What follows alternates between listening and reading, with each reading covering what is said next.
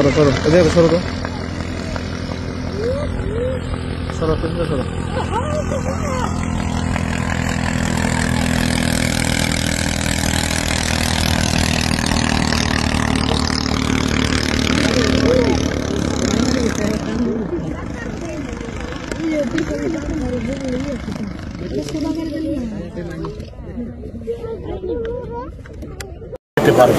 এবং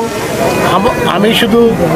এই কথাই বলবো, আমাদের দেশে আনাচে শুধু মানিকগঞ্জে নয়, সারা বাংলাদেশে আনাচে কানাচে এইভাবে এরকম অসংখ্য জুলহাস ছড়িয়ে ছিটিয়ে রয়েছে, যাদেরকে যদি আমরা সঠিক পৃষ্ঠপোষকতা দিই, তাদেরকে ট্যালেন্ট হান্ট যেটা বলে, ট্যালেন্টদেরকে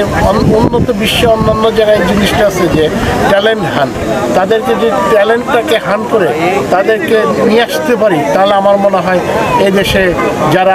আমরা বাংলাদেশিরা যারা মেধা আছে তারা এই দেশকে আরো অনেক উপরে নিয়ে যেতে পারে। আচ্ছা, আপনি তারেক রহমান যে তার দৃষ্টিগোচর এবং তাকে উদ্দেশ্য করে কিছু বলবার আছে কিনা বিষয়গুলো, যেহেতু আপনি পলিটিক্যাল ভাবে তাকে পেট্রোনাইজ করা যায় কিনা? আপনারা একটা জিনিস নিশ্চয়ই লক্ষ্য করেছেন, শুধু জুলহাসের ব্যাপারেই নয়, তারেক রহমান আমাদের বিএনপির ভারপ্রাপ্ত চেয়ারম্যান মহোদয় জনাব তারেক রহমান যেখানেই দেখেছেন কোনো অনাচার বা কোনো, কিছুদিন আগে আপনারা দেখেছেন একটা মেয়ে পড়াশোনার জন্য সে মেডিকেলে ভর্তি হতে পারে নাই, ঢাকা মেডিকেলে চান্স পেয়েছে কিন্তু খুব গরিব ঘর থেকে উঠে, তাকে কিন্তু তারেক রহমান সাথে সাথে পৃষ্ঠপোষকতা দিয়ে তার যাবতীয় পড়াশোনার দায়িত্ব নিয়েছেন। ঠিক এইভাবে কয়েকদিন আগে আপনারা দেখলেন যে আমরা বিএনপি পরিবার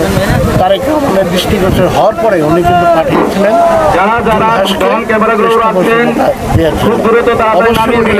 এই ব্যাপারে শুধু কেন আরো যারা আছে ট্যালেন্ট, যারা মেধাবী, তাদেরকে উনি অবশ্যই পৃষ্ঠপোষকতা দিবেন, সেটা ক্ষমতা যাওয়ার আগে যেমন দিচ্ছেন। আর আল্লাহর রহমতে জনগণের ম্যান্ডেট নিয়ে যদি বিএনপি ক্ষমতা আসে, অবশ্যই যে 31 দফার আলোকে আসে সেভাবে উনি 31 দফার আলোকে এইভাবে সারা দেশ থেকে ট্যালেন্টদেরকে হান করে এইভাবে সামনে নিয়ে আসবেন। ধন্যবাদ আপনাকে। তুমি আমার